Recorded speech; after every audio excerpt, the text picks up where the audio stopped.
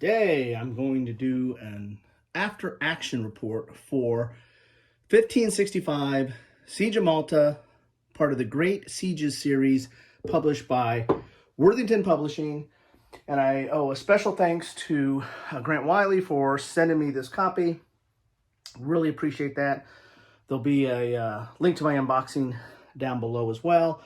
But I thought I'd do a kind of an after-action report. This is one of my plays of this game. This is really my first full play. I've kind of looked through the rules and went over a few things, but I wanted to get a play done and thought, while it's fresh on my mind, I talk a little bit about some of the gameplay aspects of this.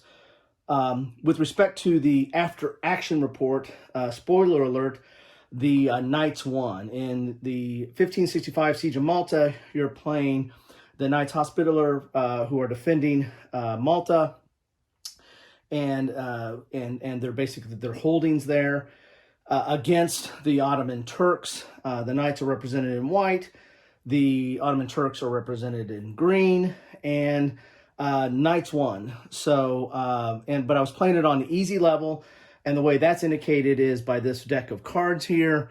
You put for easy level or weak Turk force, you only put 20 cards in there, and that also is a timing mechanism for potentially the end of the game. I mean, the game can end earlier, which in this case it did with me because there were some cards left.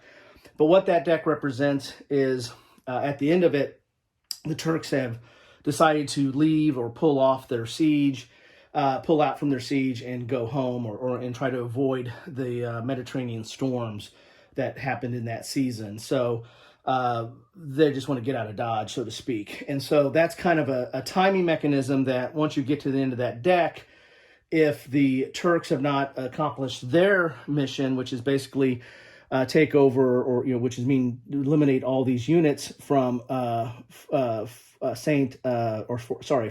Michael, Fort St. Angelo, or Fort St. Elmo, if they have not eliminated all the units from there or reduced the Knights to zero morale, then the game ends. And if neither one of them are on zero morale, then it goes to the Knights. The Knights have held out. So the Knights' way to win is basically hold out through the end of this deck, or get the Turkish morale down to zero, which is what I accomplished in this playthrough of the game, is getting them down to zero. Well, now, how do you get them down to zero? Well, there's several ways to get them down to zero. Every time a Turkish unit is eliminated, well, I say most every time a Turkish unit is eliminated, when it's eliminated through a combat roll, then it's going to lose morale. There are also certain orders that really focus on, taking down your morale. For example, cavalry raid is really good at trying to take down the morale of the Turks. So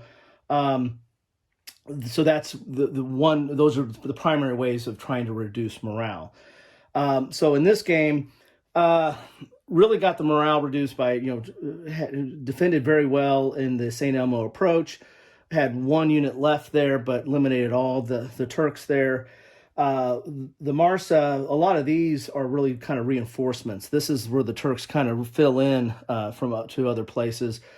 And so that's why a lot of these were reduced. There was some reduction through card play as well.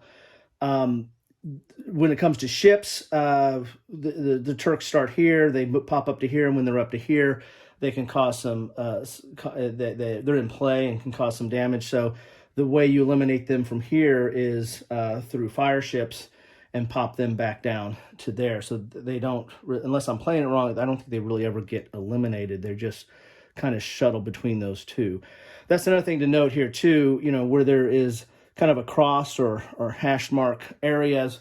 Those areas don't start off with anybody in them, but they moved there over time. Like some of this unit here at Corin Heights, which is hash marked, they moved from here. Same with up above there as well. The way to get to the Knights down to here is mainly through Sicily. And of course, Sicily starts off with nobody there, but that's going to come in through cards. For example, this card right here has the symbol of, placing a knight up there in Sicily. And that's one reason why I leave the rule books here with this page open, so I can look at these symbols here to understand what's on the card. And this is kind of how I usually set these up. is I got my game here. I got my rules here mainly to refer to some key areas that I might need. And then this is really your game board. I mean that's your game board, right? But this is really the engine of how you play, because this is your order sheet. And then I have the sequence of play up here, which kind of helps you guide through what you need to do. Once you go through this, a few turns even, you're going to have the sequence of play down pretty easy. But that's on the back of the Turkish play or Turkish order book, because this is an asymmetrical game. So if you're playing as the Turks, this will be your book, that your game board, so to speak, or your order board of how you're going to be picking out your orders and resolving them. And then you, of course, use the back of this one as the sequence of play up there, if you so desire. So back to the after action real quick here. This area was heavily contested. I mean, the Knights did a good job eliminating the Turks here, had minimal losses there. But then the Turks had a siege tower up here, and they were getting that. That's going to give them modifiers for combat up there. I end up using all my Greek fire and most of my elite knights. What does that mean? This is basically a dice mitigation tool. I'll go into kind of orders and how they play out. But you're going to be rolling dice in this game to resolve orders or resolve combat as you have it. And the Greek fire gets you a +1 on the die roll, and the elite knights allow you to re-roll the die, but you have limited uses of that. If you're playing as the Turks, you're going to have a similar function with musketry or janissaries, give you the same effects, although it's a -1 to the roll, because the way these charts work out, the minuses, the lower end is better for the Turks, the higher end is better for the knights. So that's why you got a +1 and a -1. Whoever you're playing, you're going to have this Turkish ammunition issue. You start off at 4, but every time there's a bombardment, this is going to go down. The Turks are using up their ammunition, and once they get down to 0, then you're going to get a +2 whenever they do the next bombardment, which is what happened here, and that really helped. That actually helped me out on this turn. The last turn here, the Turks' morale was at 1. I chose the order cavalry raid because, again, as I said, cavalry raid, if you look here, has a lot of reduction of morale. So I thought it was a way to get this game over with in short order. And the attack was bombardment, and which was a +1. Now, if you look at this card here, it also says -1 of the die roll. So bombardment is a +2, but there's a -1 of the die roll, so it became a +1. So that's how the game ended in this case. As I said, you can end by the Knights end by just lasting out through the deck or getting morale down to 0. The Turks win by taking over those 3 forts or getting the Knights down to 0, again, before the deck runs out. As far as difficulty level, the weak Turks start up with 20. I think if you go up to a strong Turks, I think you go up to 27 of these cards. I believe there's like maybe 33 of these. So there's going to be some replayability and randomness of what you're going to face, because you're going to take those cards and then you're going to dole out, shuffle, then dole out, in this case 20, but in the harder case maybe 27.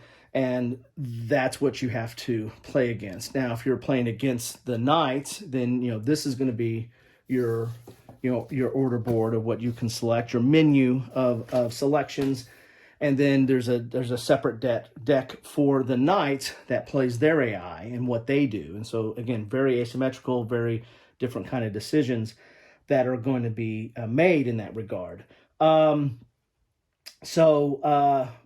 There's also, I think, other ways to kind of, tweak the difficulty level. The main way is through the card, the number of cards, but there's some other rules in there, I believe, that you can tweak the difficulty a little bit, and beef up what you're facing. Now to gameplay. The game is very simple in that regard, in that you're going to choose an order. And I keep my orders here, and I keep my, defiant speech for the Knights have defiant speeches and aggressive commanders. The Turks, when you're playing them, they just have aggressive commanders. They get 4 of them. So you get 4 of these, 2 aggressive, 2 defiant speeches for the Knights. and then you've got 7 orders here, although the order 6 is not available until there's certain conditions that you have to meet before order 6 for the knights is available, and that's really basically reinforcements and getting reinforcements from Sicily, I believe. So that's a key part of this is you're playing orders, but there's going to be restrictions here. So before you play an order, you need to figure out, can you play it? So the restrictions you have to look at the restrictions, and if you meet those conditions, then you can play that order. For example, one of the restrictions for like fire ships is that there must be a ship up here in Marsa Creek. All the Turkish ships starts down here. So that limited me at the beginning. I couldn't play fire ships because there was no fire ships. There was no ships up there to take on. So that was an order I just couldn't use. And plus I couldn't use this order 6 because I didn't meet that restriction. So I was kind of limited to 1, 2, 4, and 5, and 7. And 7, again, 7 is move troops. And as I've kind of said before on these kind of games from Worthington, and especially their book games, their solitaire book games, I kind of call these static games, meaning that it's kind of a set piece. You have the pieces are set in a specific area, and there's not free movement. You just can't move wherever you want to move and however you want to move, and it's not like free flowing. It's from one location to another location, very limited. The movement in this game echoes that. It's very limited. And really most of the game is just either adding or removing pieces, either taking a piece off if it's a loss or adding a piece on in a spot for reinforcements. So in that regard, I kind of call it somewhat static. I mean, there's not a free flow of movement to a lot of places on the board. And in this case, I didn't find, and if all the locations are kind of filled up, then you can't really move. And so the movement order was somewhat limited. In case, I might be playing that wrong or might not have saw the opportunity there, but at least the way I was playing this at the very beginning, this wasn't as useful of an order. I really didn't see a lot of utility for it for what I was trying to accomplish at the time. So you're really limited on orders, and once you place an order, it's used. You can't place that again. I mean, that's your order. You've played that. There's only 2 ways to get your orders refreshed, and that is if you've used all your orders. And again, if you haven't done fire ships, you haven't done move, then you're kind of limited there. But you automatically get all your orders back once you've used all your orders. And number 2 is when you can play these aggressive commanders or defiant speeches for the knights. Once you play that, you get all your orders back. So that's another way. That's one way you marshal your orders is by using these in the right time. But you only get 4 of these. The Turks get 4 aggressive commanders. The knights get 2 aggressive commanders, 2 defiant speeches. And so you only get 4 of those. And these are somewhat powerful in that not only do they get your orders back, they have some other special abilities like dealing with siege towers, but they also have this secondary chart here where you get to roll a die and see what the effects are. Now, it could be risky. The defiant speeches are usually pretty good. There's not as much risk there, and they mainly just help out your morale. But the aggressive commanders give you like a bonus to combat. Now, they're aggressive, so they're basically going to give up some forces to get some, to eliminate some forces.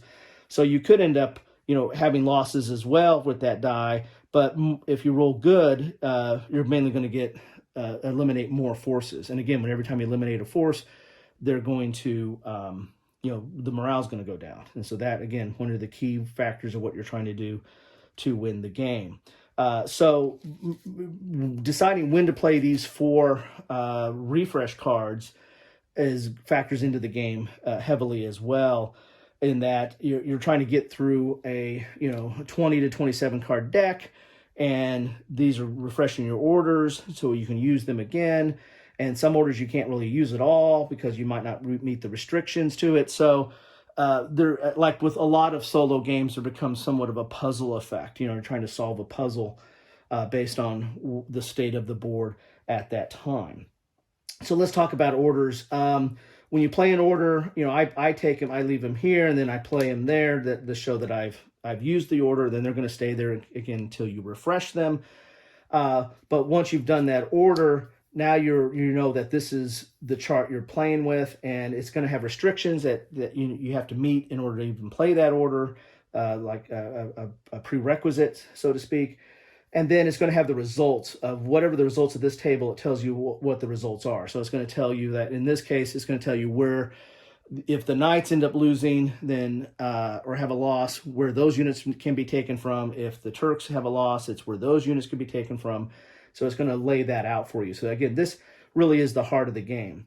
But then once you choose that order, then you're going to flip over a card, and the card's going to might have a symbol on it, which, you know, in this case was reinforcements, but it could have these other symbols, which might move ships from here to here. It might do something else on the board. And so you're going to be, you know, looking at this symbol, and then it's going to have usually a game effect. Like in this case, it was a -1 on the die roll for this. Other cards in here could, there's another -1. This one has a contingency, you know, that if Fort St. Elmo or if any of these forts have been fallen, then you roll a die, and then on a certain result, you lose morale. Some of these cards actually have a whole nother chart. So you roll on this chart and apply what happens, and then you'll go to this, what is the attack, right? And so, and each one of these has an A, B, C, or D, you know, for each of the different type of things that could happen, that the different type of attacks that the Turks can conduct. They can attack St. Elmo, they can attack Grand Harbor, they can do a bombardment, or they can do a probe. And so that's going to be determined by that card. I think there's at least one card or a few cards in there that have no effect, or like there's no attack and all attacks are canceled this turn. That could be problematic for you as the knights, or if you whoever you're playing, if you played one of these cards, because that also cancels out the aggressive commander, and so you kind of wasted that. But at least you get your refresh back. So once you look at the card, you know, so you've picked your order, so you know which one of these boxes you're going to be using that for that card play. You'll apply anything on the card, and then you're going to look at the attack, and then you're going to roll on that column. And so then you'll roll a die, and that's really good for them. So like if this was bombardment, well, yeah, that was a bombardment. This was bombardment and I did a sortie, then it'd be 5, and it would be 1. You see 1 in the green there. That means 1 unit, and then you look at where those units losses can be chosen from. St. Elmo, Singalia, Burgu, approaches the Marsa, or the Gallows Point, and that this is the Gallows Point's up there. So you can remove a unit from one of those areas. They go off the board, and morale's going to go down accordingly. So that's the primary mechanism of how you do this. Now, if I really wanted to make sure that roll was good, I could have used my Greek fire to get a +1 on this. But you have to decide that before you roll, and then you also can use re-rolls as well. So, but again, you're limited on how many of these you can use, and then again, these are also once you use them, they're done. But this is really one of the ways you can kind of mitigate the dice during the game. Then, if you had played a aggressive commander, let's say I played the first aggressive commander, then you have this chart. Then you get to roll again on this chart and see what happens. A 1, that's horrible. I get -1 morale. So then the knight's morale would go down 1. But as you can see here, there's certain things where it's damages the Turks more, or it could damage you, but then damages the Turks more. Like this one, if you roll a 5, you're going to lose 1 knight, but then you're going to lose 2 Turks. And again, the morale would go down accordingly for the losses, and they're going to be applied based on whatever card or whatever order that you're on. And that's the game, quite frankly. I mean, you're going to play at your orders, you're going to flip a card, see how it changes the game state, and then see what attack it's doing, and then you're going to roll a die. You're going to modify it possibly, and then again, if it's a bombardment and you're down to 0, then you're going to get +2. If it's a C, I mean, there are some other effects that affect what's going on here. The card actually could affect it as well. Then you're going to apply the results, whether that's morale or moving units, or removing units and then losing the corresponding morale.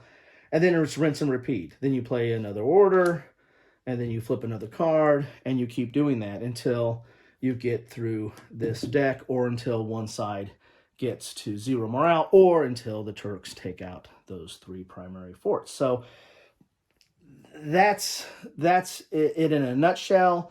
As I said, there is some complexity of, some of these cards, some of these symbols do some different things. These cards kind of, there's that standard sequence of play, but these cards kind of break the rules sometimes on, they do different things. And so you need to be cognizant of what those do. But that's not, again, none of that's overly complex. That's probably the most complex thing about this game is some of these cards like, well, what does that mean? Okay, that's what you need to figure out. Sometimes the restrictions in the interaction restrictions, probably the most complicated of any of these orders is probably the move troops, because it's somewhat static and somewhat limited on how you can do stuff and what's open to do that. But there's the game. And then, as I said, the Turks are totally asymmetrical. So they're going to have, the Knights have different things they're doing because they're not attacking. So they're going to defend St. Elmo, defend Grand Harbor, defend St. Angelo, defend all positions. Those are their A, B, C, and D based on that deck of cards that you have there. And then you're going to roll the dice, and then the Turks can modify. If you're playing as the Turks, they can modify the die as accordingly based on some of those things. And then they have aggressive commanders as well. And that's how that plays out. Again, the end result, the end game conditions are the same as taking out those 3 forts or getting 0 morale, but each side goes about it a little bit different manner. So I really enjoying this. As I said, I've messed around with it a little bit, but then, this is my first, full gameplay because I just got this not too long ago. But I'm liking it. I'm going to get this to the table more. It plays really quick, too. That's another thing.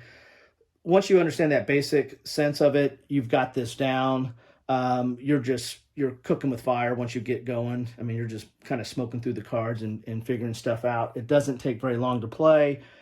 This gameplay right here, and this was my first really full trying to do it right type way. It was like less than 30 minutes probably. And that might actually include setup. The game is not hard to set up. So there you have it. This is I don't know if all the games in this series are set in this same model. I'm going to try to explore more in this series. If you're listening to this, Grant. Anyway, I like it, and I'm going to get this to the table a lot more as well. This siege interests me. It's one of the more significant sieges in history. If you're especially during the Middle Ages and the late medieval times, and the results, this is the vestiges of some of the Crusades, and the Hospitallers were kind of getting kicked from island to island. They were at Rhodes, and then they went to Malta. Then they got held out there through this siege. It's kind of an interesting time and an interesting story that goes behind that. If you're study up on the Knights Hospitaller, the Templars and the Hospitaller were the kind of the two big factions that a lot of people have some interest in, coming out of the Crusades. And so this is a key part of that history. Anyway, so far, really liking this. Hopefully this was helpful to kind of tell you, how gameplay kind of works out. I might have messed some things up. The game's not that hard, so probably didn't mess up too bad, but I usually mess rules up, no matter the complexity, but especially the more complex games, mainly because I don't play them enough. And I just don't get them to the table enough. So every time I get one out, it's learning it anew. That's one reason why I like either easier games, or if it's more complex, I like the series games or games that have somewhat of a core rule set, because then it doesn't take me as long to get familiar with, okay, that's how this is. That's how this does. Okay, great. And then I can just focus on some of the more specific nuances to that specific game or that game in that series. And I can, again, I'm still going to mess up rules, but it makes it a little bit more palatable to do that. This game, I think after, I count this maybe 1.5 plays, but I think after like 2 plays, this is, going to be second second nature to me. It's really not that complex. And I also I want to get into the Turk side as well, because it is a totally different perspective and how things are done. So, given that there's two different forces, given that the deck is randomized, given that the deck plays out differently, and you make the decisions on the orders, there's quite a bit of game in this box. There's quite a bit of replayability here. So anyway, that's what I have for you today on 1565 Siege of Malta. Thanks again, Grant. Thanks again, Worthington Publishing. And hey, thanks for spending some time with me.